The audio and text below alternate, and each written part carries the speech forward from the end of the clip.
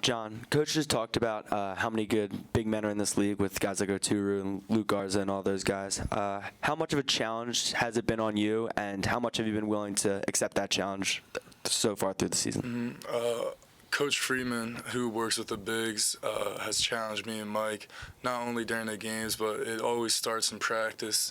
We do a drill called post-perfection drill, where it's just like working on not even letting them get to their spots, so not letting them catch on their left block where they prefer, or wherever they prefer. Just don't let them catch them there.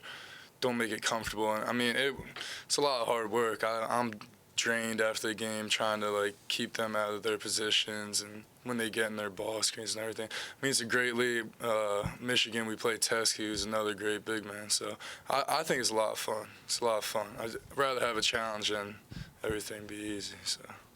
John, I always watch the end of warm-ups. You just chest bump the guys as they're coming off the floor. How'd that come about? And do you think it's kind of almost like a microcosm of who you are as a player, somebody that craves physicality? Right. So Coach Anderson was with this program when I was a freshman, and he left, got a spot at Villanova. But I remember after every warm-up, we would go and chest bump him. He would wait, and like he would get us hype and chest bump him. So he left. So last year I started doing it, and just like if the players want to be creative with them, I think it's important. That stuff's real important to have. Like, I have a handshake with all the players too. Just like I see guys in the NBA do it, and I mean I just think it's really important at this level, connectivity.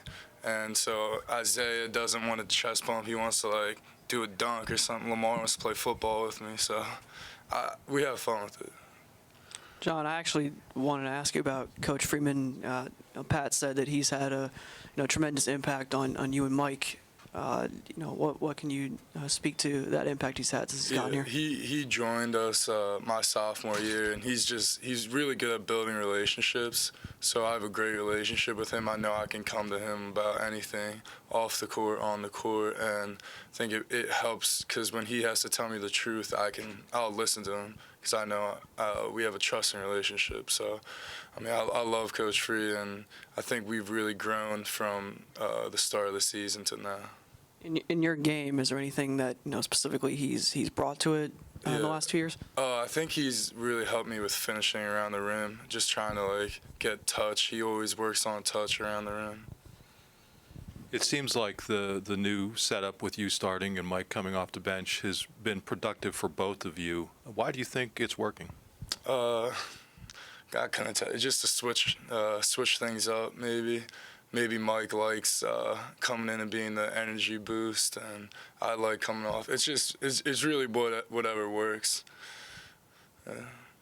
And what's it been like for you to be back in the starting lineup? Obviously, that was something that was very effective for the team and for you during the NIT run a couple of years. Does it allow you to get moving a little more quickly, or can you put that into words? For sure. I mean, I love going out there.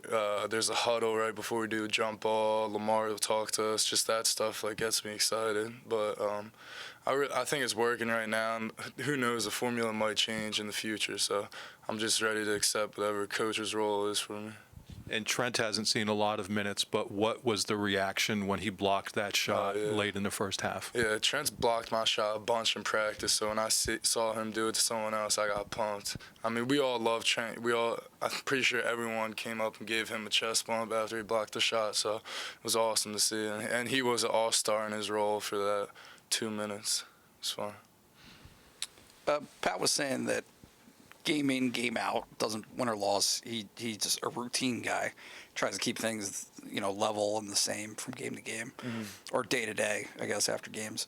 Is it different for you guys on the team? Like for players, do you have swings in body language based on losses and wins? Yeah, I think we do. I mean, just as human nature, but because Coach is our leader, that we're always looking towards him, and he will just give us that steady ground that we need sometimes when basketball is a game of runs. So when we're in the huddle, we'll try to talk to each other for a minute, and then Coach will come and just like everyone will calm down, breathe, because we know we got to punch back right then. So I think Coach is definitely our leader, and just the body language. That's his favorite saying, body language. Present yourself like you're a winner at all times.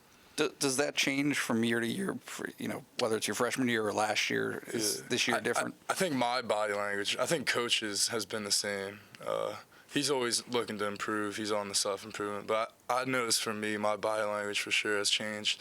If they get a breakaway dunk, like, who cares? The game's 40 minutes long. We're going to have a breakaway dunk soon. So I think when I started to realize that, my body language definitely improved. Can you speak to everybody else, to the rest of the team? Yeah. I mean, how it's... We always talk about, we had a great... one of the refs from the Big Ten came in, and he said to us, like, man, we're basketball players too. We just have a jersey on, so we make mistakes. We're going to have these calls that don't go your way and all that stuff. So we understand that the game of basketball is flawed. And I think Lamar in particular, he had a foul call that maybe should have been a charge, but he didn't even react to it. He huddled us up right away. This was Ohio State, and that was like the biggest difference I seen. He huddled us up. He said next play, and then he got right back on defense, right back on offense. Like his head was in the game, and I love to see that improvement. And that's different from prior years? From him. I mean, we all seen Lamar. Coach says touchdown Lamar when he goes like. But I mean, just seeing that, it helps us out. So. John, something that Pat mentioned is that today, before practice, he showed you guys a video about Martin Luther King Jr. And I think that as student athletes, people assume that you kind of eat, sleep, and breathe basketball. But what do moments like that do for you to kind of remember that there is life outside of basketball? Yeah. I think Coach Free, he summed it up, and he was like, we have an opportunity to change things, an opportunity for this, opportunity for that. So I think Martin Luther King gave everyone an opportunity. So I practice for 2 hours, and then for another 12 hours of my day, I have an opportunity to do what I want. So I think that, and I have to make those hours count, whether it's helping others, doing whatever I can to make the Penn State community a better place, for sure. I looked on, there's so many things going on campus right now. I looked on, like, the Penn State Student Athlete Board, and there's, like, 4 things. So I'd love to stop by and just, like, talk to other people. And something else that Pat said is that on Sunday mornings, he gets up at 7:30 and goes to Mass, and then breakfast with his kids. Yeah. What's something that maybe you do in the midst of a losing streak or something like that to get your mind off of basketball? Coach hooked me up with a neuroscientist who is all into breathing and breath work. So he just set up like a cot in one of the rooms right outside. And it's a bed. You get hooked up to a machine that tells you when to breathe in, breathe out, and that just helps me. Just you really do like get lost, and you just after it, you feel like you can take on whatever's gonna come next at you. I mean, I love it. I started doing it in the summer. When you wake up and go to bed, it's just another way to, like, as you said, keep that body language good, have consistency.